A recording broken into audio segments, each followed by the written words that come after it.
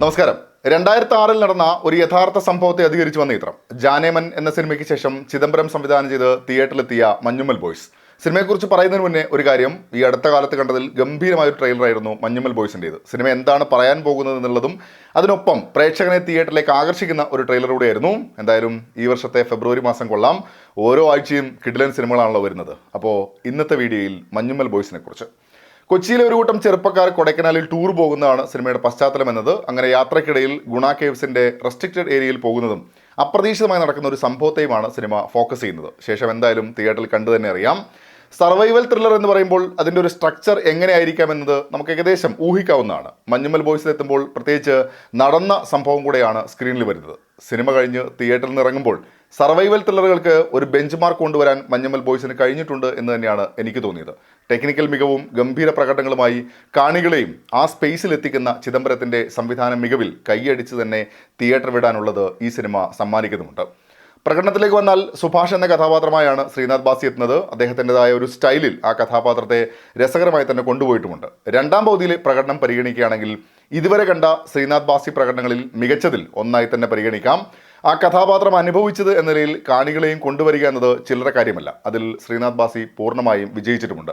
സൗബിൻ്റെ കാര്യത്തിലും രണ്ടാം പകുതിയിൽ ഗംഭീരമാണ്. സിനിമയുടെ ഒരു ബെസ്റ്റ് പാർട്ട് അതിൻ്റെ ഇൻറ്റൻസിറ്റിയിൽ തന്നെ നമുക്ക് ലഭിക്കുന്നതിൽ ഇവർ രണ്ടുപേരുടെയും പ്രകടനങ്ങളാണ് എടുത്തു പറയാനുള്ളത്. ഒരു കല്യാണ വീട്, മഞ്ഞുമ്മൽ ബോയ്സ്, നാട്ടിലെ 2 ക്ലബ്ബുകൾ, ഇതൊക്കെ പരിചയപ്പെടുത്തിക്കൊണ്ടാണ് സിനിമ ആരംഭിക്കുന്നത്. അവിടെ നിന്നും ടൂർ വരെയുള്ള പോയിന്റിലേക്ക് എത്തുമ്പോഴേക്കും പ്രധാന കഥാപാത്രങ്ങളെക്കുറിച്ചുള്ള ഏകദേശ ധാരണ നമുക്ക് ലഭിക്കുന്നുമുണ്ട്. ആ ഒരു ഐഡന്റിറ്റിയിൽ നിന്നുകൊണ്ട് തന്നെ സൗഹൃദത്തിൻ്റെ ലോകവും പ്രതിസന്ധി ഘട്ടവും സ്ക്രീനിൽ കൊണ്ടുവരുന്നതിൽ എല്ലാവരും ഗംഭീരമായി തന്നെ പെർഫോം ചെയ്തിട്ടുണ്ട്.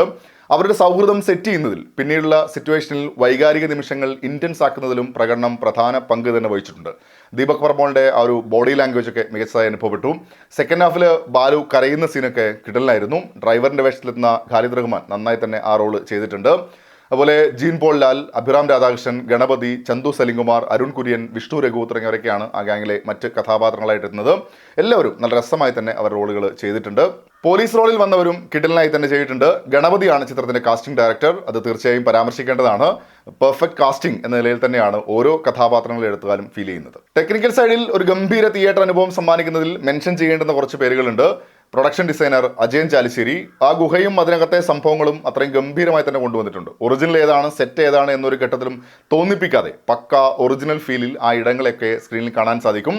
ഗുണ കേവ്സ് എന്നറിയപ്പെടുന്നതിന് മുന്നേ ഡെവിൾസ് കിച്ചൺ എന്ന് അറിയപ്പെട്ടതും അതിൻ്റെ കാരണങ്ങളുമൊക്കെ സിനിമയിൽ പറയുന്നുണ്ട്. അവിടുത്തെ കാഴ്ചകൾ കാണുമ്പോൾ നമുക്കും അങ്ങനെ ഒരു ഫീല് കിട്ടുക എന്നുള്ളത് പ്രധാനമാണല്ലോ. ഛായാഗ്രഹണം ഷൈജു ഖാലിദ്, ബ്രില്യൻ വർക്ക്. ആ ഇടത്തിൻ്റെ ഒരു ഭീകരതയൊക്കെ അതിൻ്റെ ഇൻറ്റൻസിറ്റിയിൽ തന്നെ നമുക്ക് ലഭിക്കുന്നുണ്ട്.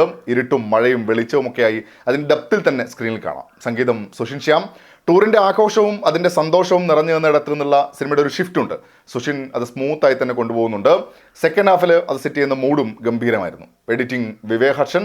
ചെറുപ്പകാലത്തെ സംഭവങ്ങളുമായിട്ട് മിക്സ് ചെയ്തിട്ടുള്ള കാര്യങ്ങളും സിനിമയിൽ വരുന്നത് കിട്ടലായിരുന്നു. മാത്രമല്ല ഇടയ്ക്ക് വൈഡ് ഷോട്ടും പിന്നെ അകത്തെ കാഴ്ചകളുമാകുമ്പോൾ ആ ഒരു ഭീകരത എന്നുള്ളത് നമുക്കും ഫീൽ ചെയ്യുന്നുണ്ട്. അവസാനത്തെ അരമണിക്കൂർ എന്നത് ബ്രില്യൻ്റായി തന്നെ സ്ക്രീനിൽ വന്നിട്ടുണ്ട്. സൗണ്ട് ഡിസൈൻ, സൗണ്ട് മിക്സ് എന്നിവയും ഇതിനോടൊപ്പം പറയേണ്ടതാണ്. നമ്മളും ആ ഇടത്തിൽ നിന്നൊരു ഫീൽ കൊണ്ടുവരുന്നതിൽ ശബ്ദവും പ്രധാന പങ്ക് വഹിച്ചിട്ടുണ്ട്. ഗുണയിലെ പാട്ട് പ്ലേസ് ചെയ്തതും നല്ലൊരു അനുഭവമായിരുന്നു. എഴുത്തിൽ ഓരോ സംഭവങ്ങളെയും ചിദംബരം കൊണ്ടുവന്നിരിക്കുന്നത്, സ്ക്രീനിൽ അവതരിപ്പിച്ചിരിക്കുന്നത്, ക്രാഫ്റ്റ് കൊണ്ട് ചിദംബരം ഞെട്ടിക്കുന്നുണ്ട് മഞ്ഞുമ്മൽ ബോയ്സിൽ. സർവൈവൽ ത്രില്ലർ എന്ന് പറയുമ്പോൾ മലയാളത്തിൽ കുറച്ച് മാത്രമേ എക്സ്പ്ലോർ ചെയ്തിട്ടുള്ളൂ. മറ്റ് ഭാഷകളിൽ ഈ അടുത്ത് കണ്ടതിലാണെങ്കിൽ കൂടെയും മഞ്ഞുമ്മൽ ബോയ്സിന് അതിനോടൊക്കെ കിടപിടിക്കാനുള്ളതുണ്ട്. ടെക്നിക്കൽ സൈഡ് ആണെങ്കിലും പ്രകടനം കൊണ്ടാണെങ്കിലും അതൊരു തിയേറ്റർ മസ്റ്റ് വാച്ച് തന്നെയാണ്. അന്ന് അവരനുഭവിച്ച ടെൻഷൻ അത് കാണുന്നവർക്കും ലഭിക്കുന്നുമുണ്ട്. ആ കാലവും സൗഹൃദവും ഒക്കെ സെറ്റ് ചെയ്യുന്നതിലും മികച്ചു നിൽക്കുന്നു. സിനിമയ്ക്കകത്തെ ടെൻഷനൊക്കെ അവസാനിച്ചാലും എൻ്റെ ഉള്ളിലെ ടെൻഷൻ അത്രയൊന്നും ഇപ്പോഴും കുറഞ്ഞിട്ടില്ല എന്നുകൂടെ വേണമെങ്കിൽ പറയാം. തീർച്ചയായും ചിദംബരം മഞ്ഞുമ്മൽ ബോയ്സിലൂടെ അടയാളപ്പെടുത്തുന്നുണ്ട്. Writer, director. സർവൈവലിനപ്പുറമുള്ള കാഴ്ചകൾ കൂടെ ആവുമ്പോൾ ആ സിനിമ ശരിക്കും ഉള്ളിൽ തൊടുന്നത് തന്നെയാവുന്നുണ്ട്. മനുഷ്യത്വത്തിൻ്റെയും സൗഹൃദത്തിൻ്റെയും ബന്ധങ്ങളുടെയും ഒക്കെ ഊഷ്മളമായ അനുഭവം കൂടെ ആവുന്നുണ്ട്. തുടക്കത്തിൽ കാണിക്കുന്ന പല കാര്യങ്ങളും രണ്ടാം പകുതിയിൽ കണക്ട് ചെയ്ത് വരുന്നതും രസമുള്ള അനുഭവം തന്നെയായിരുന്നു.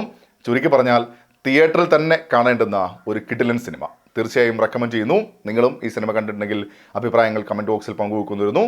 അപ്പോൾ മറ്റൊരു സിനിമയുടെ വിശേഷങ്ങളുമായി നമുക്ക് വീണ്ടും കാണാം. അതുവരേക്കും ടേക്ക് കെയർ. Bye bye.